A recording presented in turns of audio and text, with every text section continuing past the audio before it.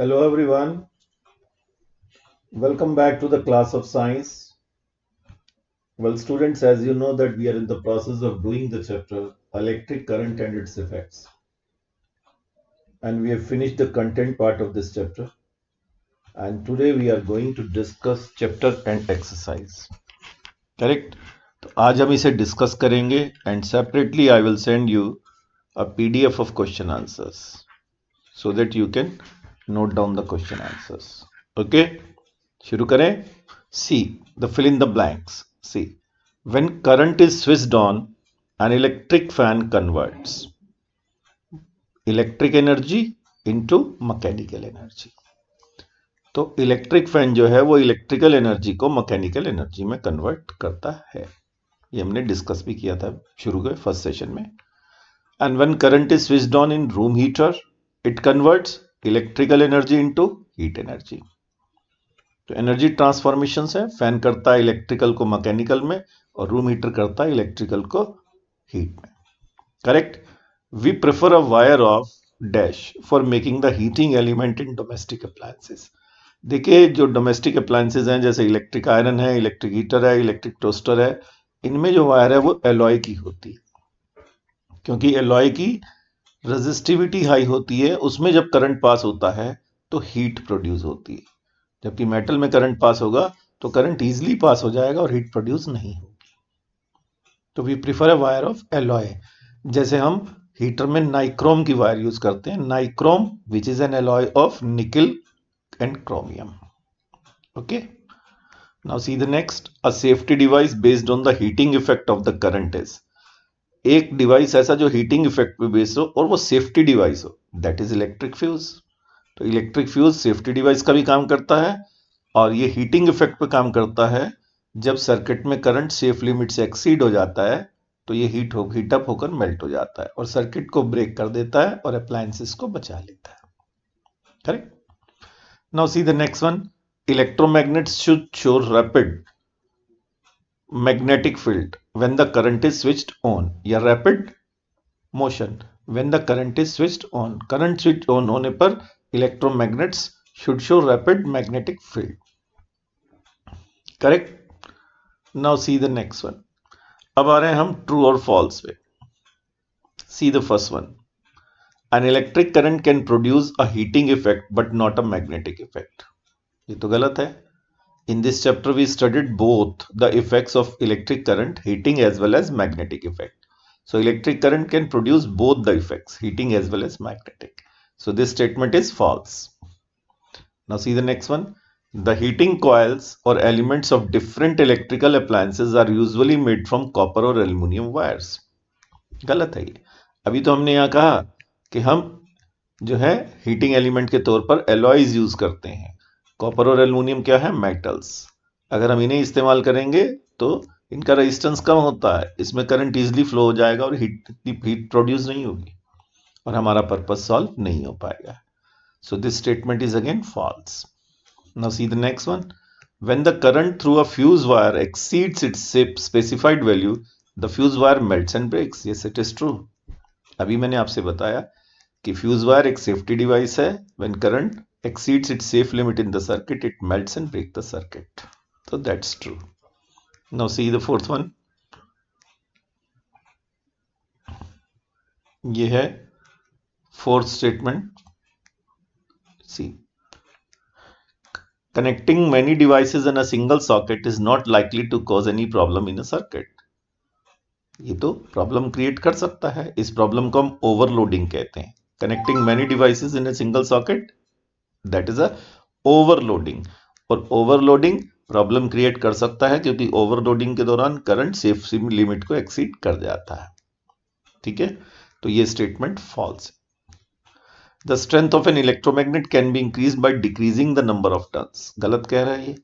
Electromagnet की strength increase करनी है तो नंबर ऑफ कॉइल के नंबर ऑफ टर्न्स भी इंक्रीज करने होंगे कॉइल में.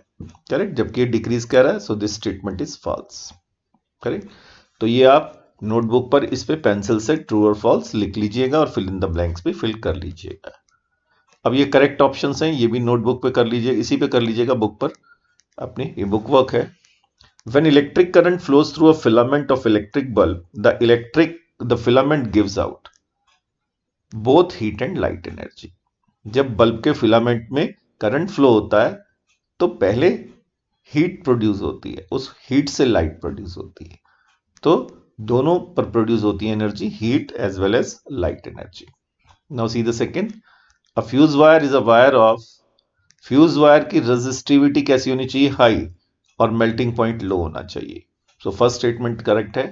हाई रेजिस्टिविटी से हीट ज्यादा प्रोड्यूस होगी और मेल्टिंग पॉइंट लो होने पर उस हीट से वो मेल्ट हो जाएगी और सर्किट को ब्रेक करके अप्लायंसेस को बचा लेगी.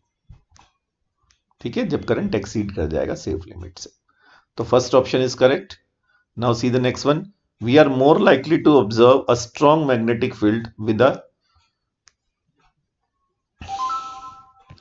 Current carrying circular coil of many turns wound on a soft iron core. Electromagnet कहते हैं. अगर आप स्ट्रॉन्ग मैग्नेटिक फील्ड चाहते हैं तो आपको एक सर्कुलर कॉयल लेनी होगी मेनी टर्न्स की, और जो लिपटी हुई हो सॉफ्ट आयरन कोर पे. सॉफ्ट आयरन कोर पर लिपटी हुई कॉयल जो है उसका मैग्नेटिक इफेक्ट स्ट्रॉन्ग होगा. और सॉफ्ट आयरन की खास बात यह होती है कि इसमें करंट स्विच ऑन करने पर इसका मैग्नेटिक इफेक्ट आ जाता है और ऑफ करने पर ये लूज कर देता है मैग्नेटिक इफेक्ट, जो कि एक अच्छी इलेक्ट्रोमैग्नेट में होना चाहिए. तो ये सेकंड ऑप्शन सही है. Now see the next one. A common house hold device that use N electromagnet in its working. हमारे घरों में इन चारों में इलेक्ट्रिक बेल है, जो हमने लास्ट सेशन में पढ़ी थी. इस चैप्टर के बिल्कुल लास्ट में उसका डायग्राम भी है. तो electric bell is a device in which electromagnet is used. तो फर्स्ट वाला ऑप्शन करेक्ट है. फिफ्थ देखिए. A good electromagnet would act like a magnet when the current is on but would not do so when the current is off. यही सही है. एक अच्छी electromagnet जब करंट ऑन होगा then it will behave like a magnet, और जब current off होगा then it will not behave like a magnet. तो फर्स्ट ऑप्शन करेक्ट है. करेक्ट. Now see. देखिए ये ऑप्शंस वाले हो गए क्वेश्चंस, और ट्रू एंड फॉल्स हो गए, फिल इन द ब्लैंक्स हो गए. तो अब जो है ये क्वेश्चन आंसर्स हैं, हम डिस्कस कर रहे हैं इन्हें. आप आराम से सुनिए, इन्हें ध्यान से ऑब्जर्व कीजिए, एंड लिखने के लिए I will send you separately the PDF of question answers. Correct. And it will be convenient for you to write down those question answers on your notebook. Correct. Now see the first one. The bulb is in the circuit shown is figure does not glow. Why? इस circuit में bulb glow नहीं करेगा अगर हम switch on कर दें तो भी. उसकी वजह है connection of cell. Positive negative, negative positive. तो नेगेटिव से जो नेगेटिव कनेक्टेड है आप इसके टर्मिनल बदलिए, इधर बड़ी लाइन पॉजिटिव और इधर छोटी नेगेटिव, तो ये बल्ब ग्लो करेगा. तो wrong connection of terminals of bulb battery cell है, इस वजह से कनेक्ट नहीं होगा. तो आप एक डायग्राम दूसरा बना सकते हैं जिसमें इसके टर्मिनल सही कर देंगे, then the bulb will start glowing. Is that clear? See the second one. Name 3 practical devices based on heating effect of current. बहुत सारे हैं. Electric heater, electric iron, electric fuse, electric bulb. These all are the devices which work on heating effect of current. Correct? Now moving to the next one. Third, write two special characteristics of the wire needed for making the element of heating electric heater. तो electric heater का element बनाना है तो कैसी wire चाहिए हमें? Alloy की. क्यों? क्योंकि उसकी रेजिस्टिविटी हाई होती है और मेल्टिंग पॉइंट भी हाई होता है.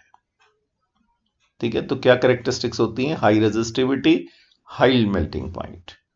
और एक कैरेक्टरिस्टिक होती है इतने हाई टेम्परेचर पर रेड हॉट होने के बावजूद भी वो आग नहीं पकड़ती, बिकॉज एक्सट्रीम हाई टेम्परेचर पर भी उसका ऑक्सीडेशन नहीं होता. ये नहीं समझ आया तो कोई बात नहीं, पहले 2 पॉइंट्स लिख लीजिएगा. High resistivity and high melting point. These two characteristics should be there in a wire for making electric element of an electric heater. Correct? Now see the next, fourth. Give the meaning of term short circuiting and overloading in an electric circuit. ये मैं अभी देख रहा था, यहाँ दोनों का meaning लिखा हुआ है. देखिए ये लिखा हुआ है यहाँ पर है. देखिए शॉर्ट सर्किटिंग ओवरलोडिंग, ये है. देखिए शॉर्ट सर्किटिंग का मतलब होता है touching of live and neutral wire due to faulty insulation. तो लाइव वायर और न्यूट्रल वायर का डायरेक्ट कांटेक्ट में आ जाना, that is short circuiting. And connecting more than one device और appliance in a single socket, यह भी हमने पढ़ा भी था बुक वर्क में, दैट इज कॉल्ड ओवरलोडिंग. तो ये है overloading and short circuiting. Okay, now see the next one. Question number 5th. Do you think an electromagnet can be used for separating plastic bags from a garbage heap? Explain. Answer is no. Electromagnet attracts only those materials which are magnetic in nature. Plastic bags, they are not magnetic in nature. Correct? So you cannot separate them from garbage heap by using electromagnet. Correct?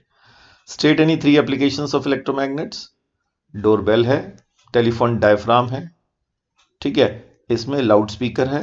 तो ये 3 जगह ये इस्तेमाल होती है electromagnet. आप लिख दीजिएगा, doorbell, telephone diaphragm and loud speaker. Now see the answers, question answers of part E. C the first one. The same amount of current flows through the connecting wires and the bulb filament. However, it is only the filament that glows. Why?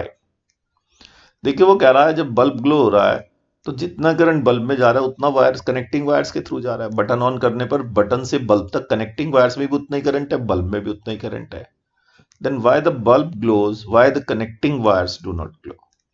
The reason is that कि connecting wires का resistance जो है वो कम होता है, current उसमें easily flow हो जाता है, जिससे हीट प्रोड्यूस नहीं होती. जबकि जो बल्ब का फिलामेंट है वो टंगस्टन का बना होता है और उसका रेजिस्टेंस ज्यादा होता है. सेम अमाउंट ऑफ करंट में वो ज्यादा हीट प्रोड्यूस करता है. करेक्ट? तो अंतर है रेजिस्टेंस का दोनों के. ठीक है, वैसे तो ये इन टर्म्स ऑफ रेजिस्टिविटी बात होनी चाहिए, लेकिन रेजिस्टिविटी यहां नहीं है आपके. इसमें आप इन टर्म्स ऑफ रेजिस्टेंस कह सकते हैं कि कनेक्टिंग वायर्स का रेजिस्टेंस कम होता है और बल्ब के फिलामेंट का रेजिस्टेंस ज्यादा होता है. Okay, now see the next. The brightness of light emitted by a bulb is observed to decrease when an electric current heater is connected in series with it. Suggest the like reason for this. देखिए ये बातें जो हैं, अब वो क्या कह रहा है, इसे थोड़ा सा इस चीज को, क्वेश्चन को समझने से पहले एक बात बताना चाहता हूं मैं आपको. हमारे घरों में एक्चुअली क्या होता है, जब हम डिवाइसेस कनेक्ट होते हैं तो हमारे घरों में जो अरेंजमेंट होता है इसे पैरेलल अरेंजमेंट कहते हैं. ये आप 10th क्लास में आके पढ़ेंगे. लेकिन जब कोई मैरिज फंक्शन, दिवाली पे हम देखते हैं जो बाहर फ्रिल्स लगी होती हैं, उनके जो कनेक्शंस है वो सीरीज में होते हैं. तो ये सीरीज और पैरेलल क्या होता है ये तो आप डिटेल में आगे चलेंगे समझेंगे. फर्क सिर्फ इतना है, ये समझ लीजिए कि हमारे घरों में जो डिवाइसेस हैं इनमें हर डिवाइस को उतनी वोल्टेज मिल रही है जितनी पीछे सप्लाई लाइन से आ रही है. ये पैरेलल कॉम्बिनेशन में होता है. सीरीज कॉम्बिनेशन में जितनी वोल्टेज दी जाती है वो जितने भी डिवाइस सीरीज में कनेक्ट होते हैं उनमें बट जाती है. करेक्ट? तो यहां पर भी क्या होगा, जब आप बल्ब के साथ हीटर को कनेक्ट कर देंगे तो जो वोल्टेज आ रही है सप्लाई लाइन से वो बढ़ जाएगी, जिसकी वजह से बल्ब की ब्राइटनेस कम हो जाएगी जब इलेक्ट्रिक हीटर को सीरीज में जोड़ा जाएगा. करेक्ट? तो आई कैन अंडरस्टैंड कि थोड़ी सी प्रॉब्लम इस क्वेश्चन को समझने में आपको हो सकती है. ठीक है, तो हम अगर क्लासरूम में मिलेंगे तो वहां पर भी डिटेल में मैं आपको बताऊंगा. फिलहाल आप इतना समझ लीजिए मैंने आपको बताया. तो अभी जो है इससे आगे देखिए next question. Suggest an experiment to set up and illustrate the action of electric fuse. ये देखिए यहां पर बिल्कुल शुरू में हमने एक एक्टिविटी की थी. ये देखिए, इस एक्टिविटी में हमने नाइक्रोम वायर लिया था और नेल से इसे कनेक्ट किया था और करंट पास करने पर इसमें हीट प्रोड्यूस हुई थी. ठीक है, यहां पर देखिए एक और एक्टिविटी है. वो कह रहा है यही एक्टिविटी अगर आप स्टील के साथ करेंगे, यहां पर देखिए होना चाहिए, ये कहां लिखा है, ये लिखा हुआ है. वो कह रहा है जैसा सेटअप आपने अभी देखा नाइक्रोम वायर के साथ, अब वैसा ही setup thin strand of steel wool के साथ कर लीजिए. ये स्टील वुल कॉमनली जो है बर्तन साफ करने का जो जूना कहते हैं किचन में होता है उसकी स्टील वुल है, उसे कह रहा है ये स्टील थ्रेड को. वो कह रहा है अगर आप इसे कनेक्ट कर कर करंट पास करेंगे तो नाइक्रोम में तो हीट प्रोड्यूस हुई थी और यहां पर ये हो सकता है कि हीट प्रोड्यूस होने के बाद ये मेल्ट हो जाए. करेक्ट? तो पहले नाइक्रोम लगा हुआ था, वहां पर नाइक्रोम मेल्ट नहीं होगा हीटअप होने पर, रेड हॉट होने पर. लेकिन अगर आप स्टील वुल ये इस्तेमाल करेंगे तो ये मेल्ट हो जाएगी. और इसी बात को दिमाग में रखते हुए ऐसी वायर्स फ्यूज के लिए इस्तेमाल की जाती हैं जिनका मेल्टिंग पॉइंट लो होता है ताकि हीटअप होने पर वो मेल्ट हो जाए. हम फ्यूज इसीलिए लगाते हैं ताकि वो मेल्ट हो जाए जब करंट एक्सीड करे, जिसकी वजह से हमारे महंगे अप्लायंसेस घर के बच जाएं। ओके, आजकल तो खैर फ्यूज भी नहीं होता, एमसीबी होती है, वो सिर्फ डाउन हो जाती है और सर्किट को ब्रेक कर देती है। क्लियर? तो ये एक्टिविटी आपको मैं भेजूंगा, वही अरेंजमेंट होगा पहले वाला, लेकिन उसमें नाइक्रोम की जगह स्टील वायर होगी जो हीट अप होने पर मेल्ट हो जाती है। इसी तरह से फ्यूज वायर भी ऐसे सब्सटेंस की बनाते हैं जो हीट अप होने पर मेल्ट हो जाए। Correct? Now see the next question. ये देखिए, क्वेश्चन नंबर ये देखिए, क्वेश्चन नंबर 3 हो गया। 4 देखिए, a novice electrician, while carrying out some repair by in Sumit's house, tried to put a piece of tungsten wire in a fuse. Sumit's father, on noticing this, stopped him from doing so. Give reason. वो कह रहा है एक electrician novice, नया electrician Sumit के घर गया और वहां पर जो है फ्यूज वायर में टंगस्टन को वायर को लगाने लगा, तो उसके फादर ने मना कर दिया। उन्होंने कहा भाई ये क्या कर रहे हो? तो उन्होंने ऐसा क्यों किया? देखिए, टंगस्टन का रेजिस्टेंस ज्यादा होता है और मेल्टिंग पॉइंट भी हाई होता है, तो रेजिस्टेंस ज्यादा होने से हीट तो प्रोड्यूस होगी, लेकिन मेल्टिंग पॉइंट ज्यादा होने की वजह से वो वायर मेल्ट नहीं होगी जब सर्किट में करंट सेफ लिमिट से ज्यादा फ्लो करेगा। और अगर वो मेल्ट नहीं होगी तो उस एक्सेस ऑफ करंट से डिवाइसेस डैमेज हो जाएंगे। This is the reason Sumit's father stopped him from doing so. Is it clear? तो due to high melting point of tungsten we should not use it as a fuse wire. कायदे से एक alloy आता है solder which is made of tin and lead, उसका melting point low होता है and that should be used as a fuse wire. Correct? उसकी resistivity ज्यादा होती है, रेजिस्टेंस, और मेल्टिंग पॉइंट कम होता है, तो वो रेड हॉट होने पर जल्दी मेल्ट हो जाता है। क्लियर? जो बातें मैं आपसे बता रहा हूं यहां पे क्लासरूम के ऊपर यही एडवांटेज है कि आप इन बातों को रिवर्स करके रिवाइंड करके बार बार सुन सकते हैं until and unless things are clear to you. Take advantage of e-learning. And now the last, draw a labeled diagram of electric bell and explain its working. See, that's what we have already done in the last session. हमने ये electric bell का diagram और इसकी working last session में discuss की हुई है, ये आप यहां से कर सकते हैं। ओके, तो ये हमारा क्वेश्चन आंसर्स हैं जो हमें डिस्कस करे मैंने आपके साथ, और कल आपको जब ये सेशन मिलेगा आप इनको बुक वर्क कर लीजिएगा और क्वेश्चन आंसर्स को समझ लीजिएगा। ठीक है? और होपफुली कल ही साथ ही मैं इसके आपको बुक वर्क की पीडीएफ डाल दूंगा, तो आप अपनी कॉपी पर इन क्वेश्चंस को नोट डाउन कर लीजिएगा। ठीक है? तो इसको सिंसियरली करते रहिए। Now we are left with one chapter perhaps, otherwise almost your course is over. Okay, that's it for today. Thank you very much. Bye bye.